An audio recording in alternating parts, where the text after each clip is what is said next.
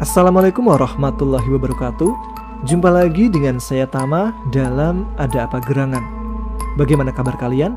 Semoga selalu diberikan kesehatan dan juga rezeki yang cukup.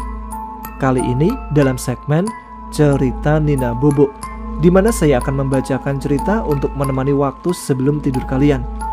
Dan kali ini ada cerita kiriman dari Mas Hendra di Indramayu tentang serunya perang gaib ketika terjadi pemilihan kepala desa di daerahnya. Bagaimana ceritanya? Letakkan gadget kalian, pejamkan mata, ceritanya mulai dari sini.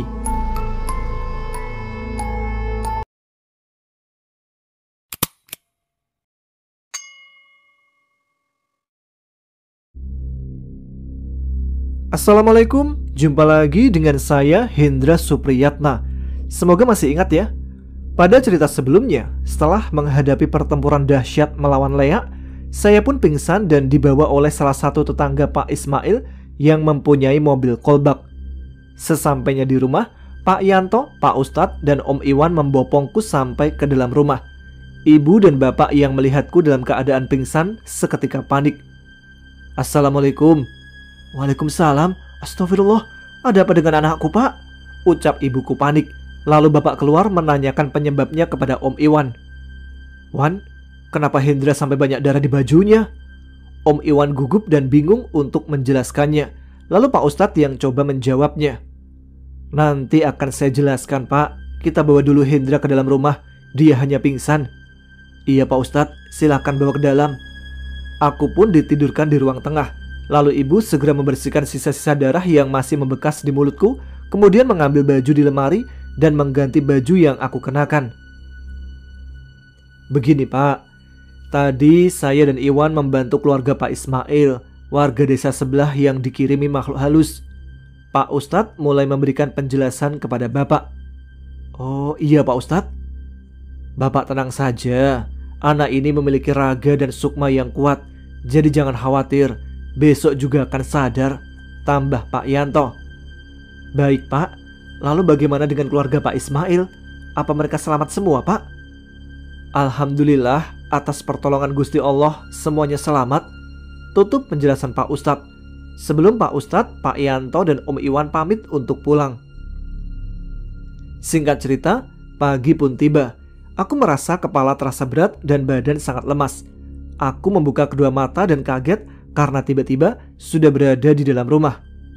Aku memaksakan diri untuk duduk meskipun badan terasa sakit semua. Loh, kamu sudah bangun nak? Terdengar suara ibu tiba-tiba dan terlihat ibu mendekat sambil membawa teh hangat untukku minum.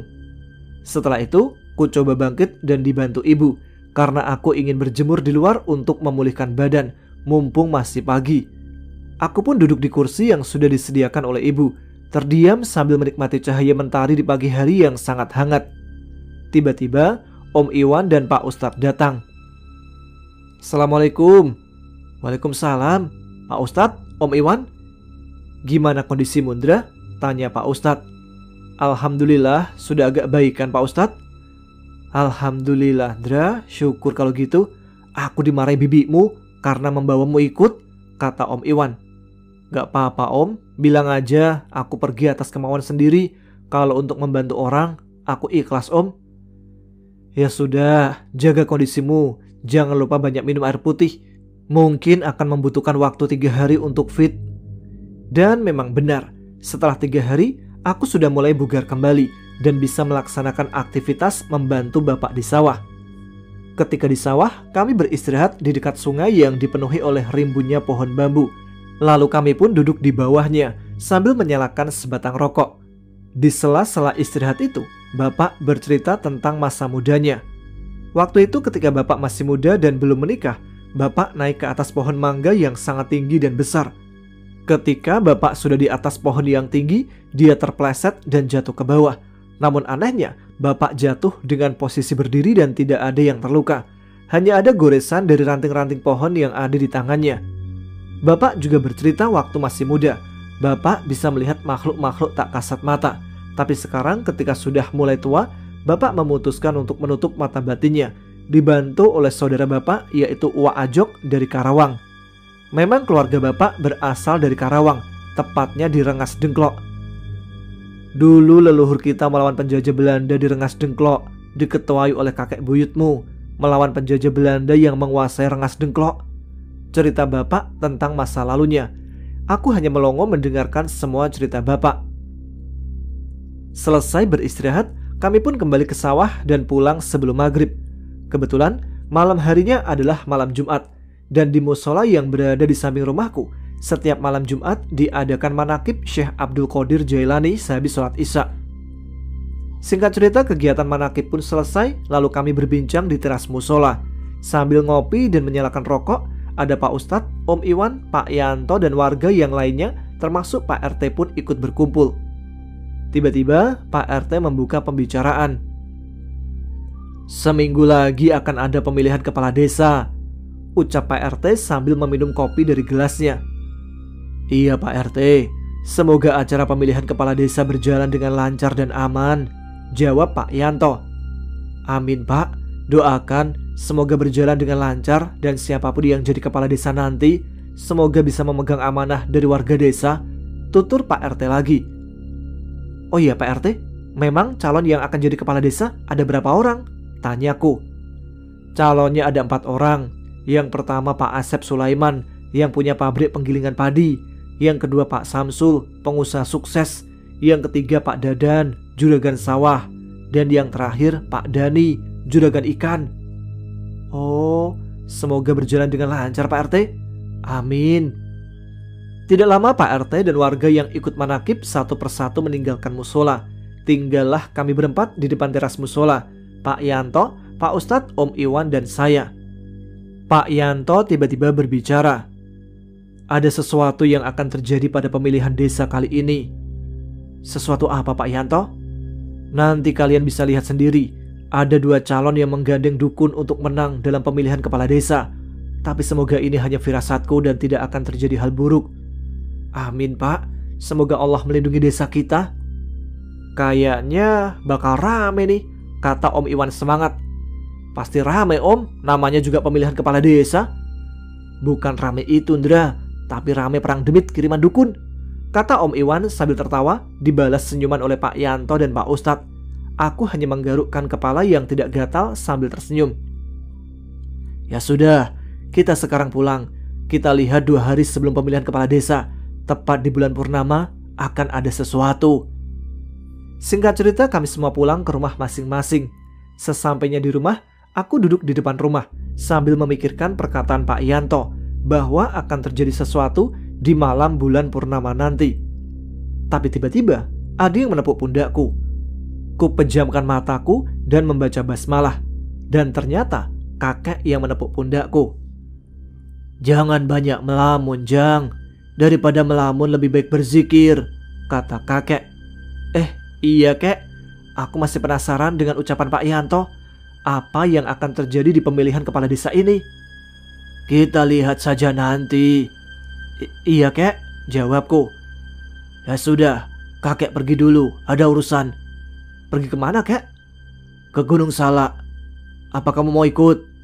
"Enggak kek, badan rasanya pegel semua, mau istirahat saja." "Ya sudah, kakek pergi dulu. Assalamualaikum." Setelah menjawab salam dari kakek, aku membuka mataku yang kupejamkan saat berkomunikasi dengan kakek tadi. Terasa angin menerobos pohon mangga yang ada di depan rumahku menuju ke arah barat. Efek dari lompatan kakek yang sangat cepat hingga menimbulkan angin. Waktu terus berlalu. Perlahan aku mulai mengasah batinku atas bimbingan guruku, Pak Yanto. Sedikit cerita tentang Pak Yanto. Ketika muda dulu, beliau berkelana keliling Indonesia dengan berjalan kaki. Kedua orang tua Pak Yanto berasal dari Cirebon. Kakek Pak Yanto saat itu masih hidup dan berdiam di Gunung Dieng. Umurnya sudah 130 tahun. Kakek Pak Yanto mengasingkan diri dari kilaunya dunia yang penuh dengan tipu daya dan lebih mendekatkan diri kepada sang pemilik alam semesta. Pesan dari kakek Pak Yanto kepada Pak Yanto muda adalah Pak Yanto harus mengelilingi Indonesia dengan berjalan kaki tanpa sendal dan terus berzikir dalam perjalanannya tanpa putus. Dia hanya berhenti ketika akan melaksanakan sholat. Aku sangat kagum dengan lelakunya menjadi musyafir. Banyak kisah yang Pak Yanto ceritakan ketika menjadi musyafir itu. Kembali ke cerita pemilihan kepala desa. 3 hari menjelang pemilihan kepala desa, diadakanlah acara visi dan misi calon kepala desa di sebuah panggung yang didirikan di lapangan depan kantor balai desa dan disaksikan oleh warga desa yang saling berteriak mendukung calonnya masing-masing. Pak Asep, calon kepala desa dengan nomor urut pertama, mengungkapkan visi dan misinya.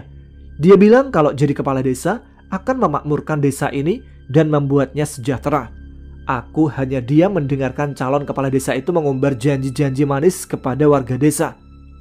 Janji terus, yang warga butuhkan bukan janji, tapi kepastian. Kalau nanti sudah jadi kepala desa, jangan menyusahkan rakyat kecil. Janji di awal, pahit setelah jadi, ucapku dalam batin.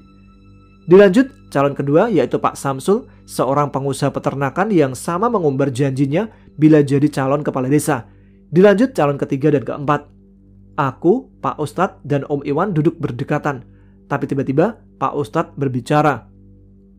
Jangan bilang begitu, Ndra. Siapa tahu dia menepati janji-janjinya. Kita harus berbaik sangka dulu, jangan suuzon.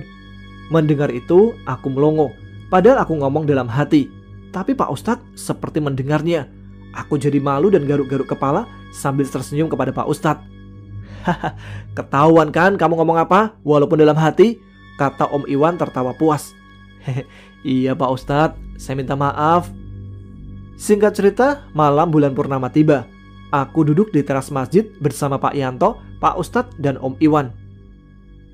Sementara di lain tempat, di rumah calon nomor urut 1 Pak Asep sudah berkumpul para pendukungnya, sedangkan Pak Asep sendiri sedang bersama seorang dukun. Oh iya, nama-nama calon kepala desa di atas adalah nama samaran, dan juga nama desa saya tidak saya sebutkan, supaya tidak ada yang dirugikan dalam cerita ini. Mbah, gimana situasi di luar sana? Tanya Pak Asep kepada seorang dukun yang biasa dipanggil Mbah Jarwo, seorang pemilik ilmu kejawen yang Pak Asep bayar untuk mendampinginya. Tenang saja, ada saya di sini. Pasukan saya dari bangsa siluman sudah berjaga mengelilingi rumahmu dari dukun suruhan Pak Samsul, si Sugiman. Mbah Sugiman yang musuh Mbah Jarwo itu? Ya, aku sangat bersemangat. Akan kubalaskan dendamku pada orang tua sialan itu. Ternyata Mbah Jarwo dan Mbah Sugiman memiliki dendam pribadi dan mereka juga ditunjuk calon-calon kepala desa untuk mendampingi. Kamu tenang saja, ini urusan saya. Saya yakin dia juga sudah mempersiapkan pasukan demitnya. Iya Mbah, apa yang harus saya lakukan Mbah? Persiapkan sesaji yang sudah saya bilang kemarin. Taruh di kamar yang sudah dikosongkan. Iya Mbah, akan saya laksanakan. Semua persyaratan sudah saya sediakan. Dari mulai kembang 7 rupa, dupa, telur ayam kampung, dan ayam cemani. Bagus, itu sudah cukup. Kakek sialan itu akan mengirim pasukannya tepat di bulan purnama kali ini di pertengahan malam. Kemudian Pak Asep pun memanggil anak buahnya untuk mempersiapkan keperluan Mbah Jarwo. Aji, kamu kesini, ucap Pak Asep kepada anak buahnya yang bernama Aji. Iya juragan, ada apa? Kamu bawa sesaji yang sudah kamu siapkan ke kamar yang sudah dikosongkan. Cepat, lakukan sekarang. Baik juragan. Aji pun membawa persyaratan yang sudah disiapkan dan pergi ke kamar kosong dengan membawa persyaratan itu. Tidak lama, Aji kembali dan melaporkan. Semua persyaratan sudah saya taruh di kamar juragan. Bagus, sekarang kamu ambil rokok buat para pendukungku di luar rumah yang sedang berkumpul. Bagikan juga kepada warga. Siap juragan. Aji membawa 1 dus berisi rokok untuk dibagikan kepada warga, dibantu temannya yang bernama Karno. Mereka berdua membagikan semua rokok dan berkeliling desa. Aku yang saat itu masih berkumpul di musola bersama Pak Yanto, Pak Ustadz, dan Om Iwan tiba-tiba didatangi oleh Pak Aji dan Pak Karno. Assalamualaikum. Kami serentak menjawab salamnya. Pak Ustadz, ini ada rokok 1 selop untuk begadang dari Pak Asep. Oh iya Pak, terima kasih. Pak Ustadz menerimanya dan meletakkannya di lantai. Pak Yanto hanya melihat kepada Pak Aji dengan tatapan tanpa ekspresi yang membuat Pak Aji bergetar lalu pamit pergi. Ya sudah Pak Ustadz dan semuanya, saya pamit dulu. Assalamualaikum. Pak Yanto lalu melihat kepada rokok tersebut dan memejamkan mata sambil berkata, kalian semua jangan hisap rokok itu, bakarlah di sini, sambil menunjuk ke bungkusan rokok. Iya Pak, saya langsung bakar sekarang. Aku kaget ketika mendengar nada tinggi Pak Yanto yang menyuruh Pak Ustadz segera membakar rokok tersebut. Aku pun membantu Pak Ustadz untuk membakar rokok itu dengan menggunakan minyak tanah. Tidak lama kepulan asap besar, hitam, dan aroma tidak sedap keluar dari arah rokok yang dibakar. Bahkan sampai aku menutup hidungku karena mual ingin muntah. Pak Ustadz, perutku mual sekali, sepertinya akan muntah mencium bau busuk ini. Ya sudah, sana kamu pergi ke kamar mandi dan ambil air wudhu. Baik Pak Ustadz. Aku pun bergegas ke kamar mandi dan muntah sejadi-jadinya akibat menghirup asap hitam tadi, padahal hanya sedikit. Setelah itu, saya ambil air wudhu dan kembali berkumpul. Apa jadinya kalau rokok ini kalian hisap? Kalian akan memikirkan calon itu terus di otak kalian, dan ketika pemilihan pasti kalian akan memilihnya. Calon itu sudah mempersiapkan, bila terpilih akan terjadi sesuatu, dan jika tidak terpilih, asap yang kalian hisap itu akan membuat kalian jatuh sakit. Aku, Pak Ustadz, dan Om Iwan hanya mengangguk mendengarkan Pak Yanto berbicara. Kita lihat, bulan purnama sudah mulai di pertengahan malam. Energi dari calon di barat dan energi calon di timur akan saling hantam. Di balik pemilihan itu, ada dendam dua dukun.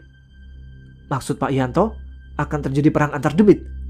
Ya, sebentar lagi akan kita saksikan. Kemungkinan perang akan terjadi di sini. Tiba-tiba Om Iwan mengeluarkan isi tasnya berupa satu plastik besar kacang goreng. Nah, gak asik nih kalau nonton perang demit gak makan kacang. Mendengar itu kami bertiga pun tertawa. Ada-ada aja Om Iwan ini, di situasi begini masih bisa bercanda. Hendra, kamu tidak bisa melihatnya secara langsung kan? Kamu bisa melihatnya dengan memejamkan mata. Iya Pak, kalau mata kebuka saya gak bisa lihat.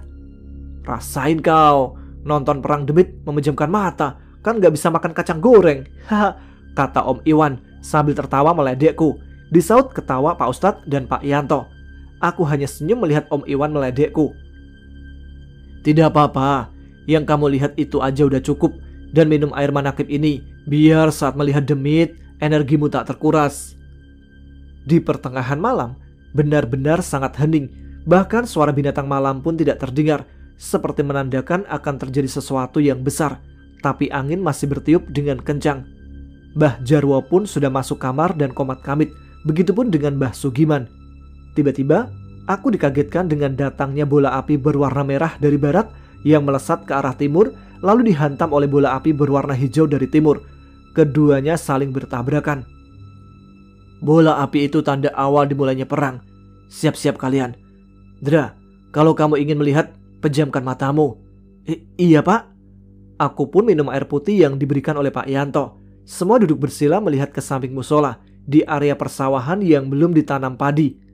Aku mulai membuka kunci mata batinku, mengucapkan basmalah dan pemagaran gaib. Aku melihat kakek sudah di sampingku, tapi dengan memakai baju pansi serba hitam khas Sunda. Kakek, dari kapan di sini? Tanyaku dengan suara batin. Kakek sudah di sini saat kamu membakar rokok itu dan muntah.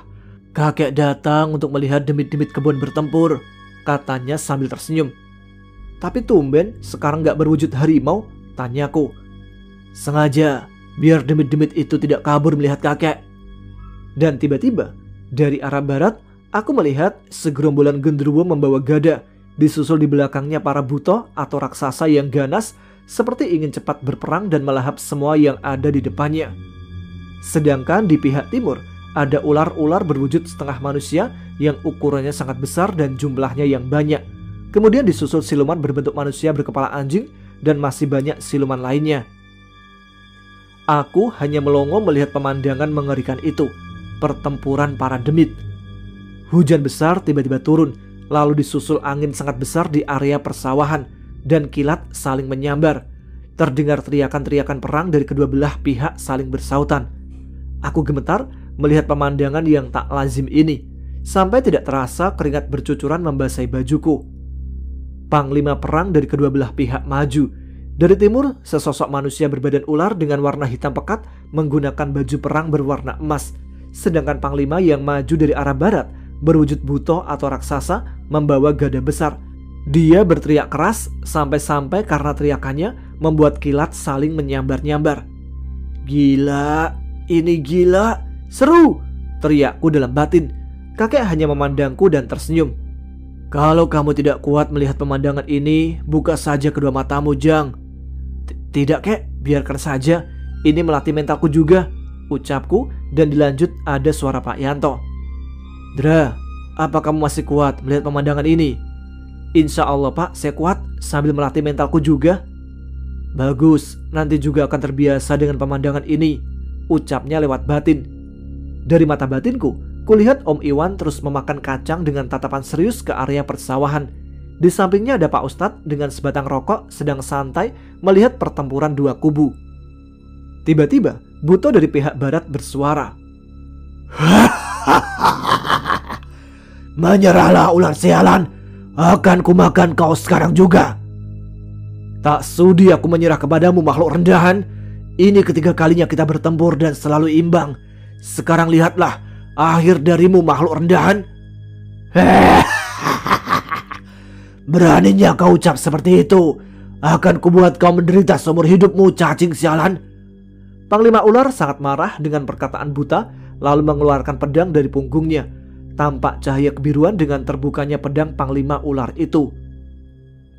Tidak mau kalah, Buto berteriak hingga yang mendengarnya berdenging kedua kupingnya. Teriakannya disambut kilatan petir. Lalu dia mengangkat gada ke atas dan gada itu diselimuti api yang menyala. Hantaman pun terjadi antara pedang dan gada membuat petir menyambar ke area pertempuran. Dan angin yang kencang efek gesekan energi kedua panglima perang. Lalu disusul ribuan tentara dari Buto dan ular siluman saling menikam satu sama lain. Terdengar teriakan kesakitan dari makhluk-makhluk yang sedang berperang itu. Pertempuran yang imbang, saling mengadu kesaktian dan hantaman keras membuat petir semakin mengeluarkan dentuman keras. Aku hanya bisa menelan air ludahku melihat pertempuran demit yang sengit. Keduanya ingin meraih kemenangan. Pukulan demi pukulan Buto arahkan ke arah siluman yang mampu ditahan oleh ular siluman.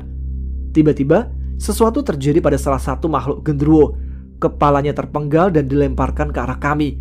Potongan kepala tiba-tiba melayang ke arah kami yang sedang duduk di teras musola. Refleks kakek yang ada di sampingku maju dan menendangnya kembali. Pertempuran pun mulai dikuasai oleh ras Buto. Kubu dari siluman ular mulai terdesak. Banyak pasukannya yang mati di medan perang. Lalu Panglima ular melesatkan sesuatu ke langit. Sebuah benda dengan cahaya hijau. Kau sudah terdesak sekarang. Ajalmu ada di tanganku, ular bodoh. Panglima ular tidak menjawab perkataan Buto tadi. Dia terus mengirim sinyal warna hijau seolah-olah sinyal bantuan. Kemudian datang sesuatu yang besar dari arah selatan, disertai angin besar yang membuat genteng di rumah warga banyak yang terbang. Warga pun ketakutan dengan datangnya angin besar dari arah selatan yang menuju area persawahan. Astagfirullah, makhluk apa itu? Tanya saya. Sepertinya Panglima ular terdesak dan dia mengirim sinyal bantuan. Aku pun melihat dari selatan keluar sesosok ular besar memakai mahkota di kepalanya. Ular itu meliuk-liuk di atas angin besar tersebut. Ternyata sosok putri ular.